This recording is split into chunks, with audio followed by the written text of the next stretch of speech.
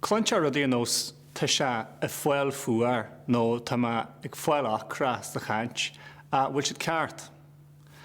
Ar dús tan bríthar sin to get in tá cáte sa bharla. Is minic a clontar tractor getting fired, getting hungry, getting cold agus mar sin dá. Níl an bríthar sin ho cáte a cearnas a réalaigh agus cinse níl seo cáte na céanas na céasna sin. Is sin réite tá drá nós a teart an cin éitiúil an bríthar snúsáid ag daoine ar an dóid chéarna sin sa réalaigh. Cloinne me denis rudaí an nós tá ag fáil achra, tá sé a fáil daratha, béis siad ag fáil pásta, tá sé ag fáil fuair nó fuair se ráir chu a gás. Tá na haistrú ha níortha sin ionta mí neidir ar fád sa réalaigh agus níos de teach le dúchas na teanga Harabí. Is minic is féidir an bríthar éirí a úsáid na cás na cearna. Díri se achra, tá sé a géirí daratha, tá sé géirí fuair nó díri se ráir mar hampla.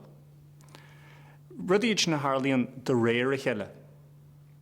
Ní a gcónaí ag éirí úsáid, agus na ríide is minic bhín bailla siimplí dúchas sa teanga le sé rud cearna réit.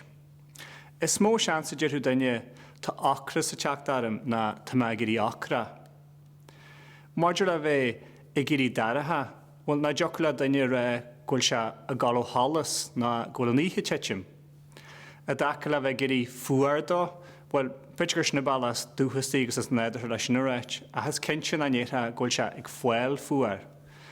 Maidir leis sé atá a géirí ráir, well, beidir na bheis sa chéisian ra go dtíra go daine teitsim hon fiála nó méhanna chu suas. Agus in sin maithinn mit siar go dtín sampla eilis na bhíogam an leananiúd a bheits ag fáil pásta mar a dúirt me. Well, nar bhos a bhád a réit go dtíra go mé siad a pású nó gohfuil siad le pású. Hoci rinteart mar seo réit a herid, tá siad gealta, tá le agus fácail letarú, tá fácail acu pású, tá sé de bre pású, tá sé sacrí acu pású, nó tá sé rinsin acu pású.